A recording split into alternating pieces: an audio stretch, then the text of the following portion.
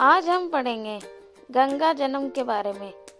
ऋषि विश्वामित्र ने कहा, वत्स राम, तुम्हारी ही अयोध्यापुरी में सगर नाम के एक राजा थे।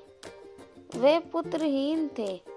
सगर की पटरानी का नाम कैशिनी था, जो कि विदर्भ प्रांत के राजा की पुत्री थी। केशिनी रूपवती, धर्मात्मा और सत्यपरायण थी। सगर की दूसरी रानी का नाम था सुमति, जो राजा अरिष्टनेमि की कन्या थी। महाराज सगर अपनी दोनों रानियों को लेकर हिमालय के भृगुप्रस्त्रवण नामक प्रांत में गए थे और पुत्र प्राप्ति के लिए तपस्या करने लगे। उनकी तपस्या से महर्षि भृगु प्रसन्न हुए और उन्हें वर दिया कि तुम्हें अनेक पुत्रों की प्राप्ति होगी। दोनों रानियों में से एक का केवल एक ही पुत्र होगा, जो कि वंश को बढ़ाएगा, और दूसरी के 60,000 पुत्र होंगे। कौन सी रानी कितने पुत्र चाहती है, इसका निर्णय वह स्वयं आपस में मिलकर कर ले। केशनी ने वंश को बढ़ाने वाले एक पुत्र की कामना की और गरुण की भगिनी सुमति ने 60,000 बलवान पुत्रों की। कुछ काल के पश्चात रानी केशनी ने आसमज नामक पुत्र को जन्म दिया। रानी सुमति के गर्भ से एक तुम्बा निकला, जिसे फोड़ने पर छोटे छोटे 60,000 पुत्र निकले। उन सबका पालन पोषण घी के घड़ों में रखकर किया गया। काल चक्र व्यतीत होते गया और सभी राजकुमार युवा हो गए। सगर का ज्येष्ठ पुत्र आसमज बड़ा दुराचारी था और उसे नगर के बालकों को सरयू नदी में फेंककर उन्हें डूबते हुए देखने में बड़ा आनंद आता था। इस दुराचारी पुत्र से दुखी होकर सगर ने उसे अपने राज्य से निर्वासित कर दिया। आसमज के अंशुमान नामक का एक पुत्र था। अंशुमान अत्यंत सदाचारी और पराक्रमी का था। एक दिन राजा सगर के मन में अश्वमेघ यज्ञ करवाने का विचार आया। शीघ्र ही उन्होंने अपने इस विचार को कार्य रूप में परिणित कर दिया।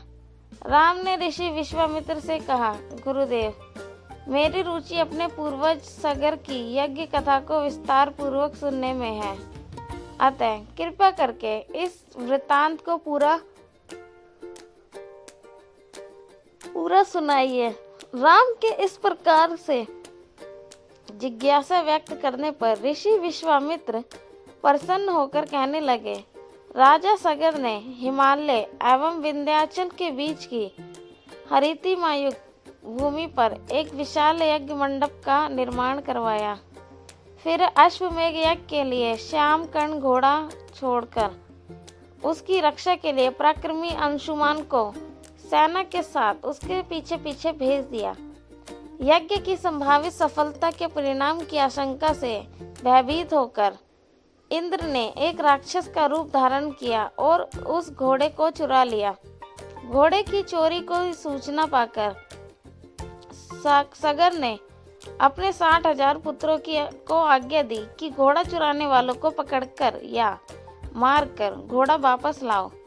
पूरी पृथ्वी में खोजने पर भी जब घोड़ा नहीं मिला, तो इस आशंका से कि किसी ने घोड़े को तह खाने में न छुपा रखा हो, सगर के पुत्रों ने संपूर्ण पृथ्वी को खोदना आरंभ कर दिया।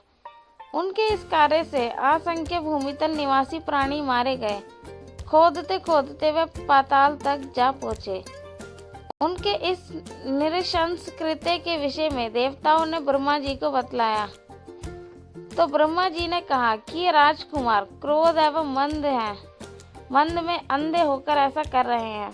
पृथ्वी की रक्षा कर दायित्व कपिल ऋषि पर है, इसीलिए वे इस विषय में अवश्य ही कुछ न कुछ करेंगे।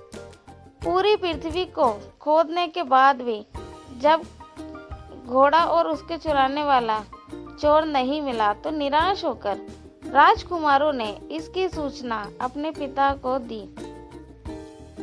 क्रुद्ध सगर ने आदेश दिया कि घोड़े को पाताल में जाकर ढूंढो। पाताल में घोड़े को खोजते खोजते वे सनातन वसुदेव कपिल के आश्रम में पहुंच गए।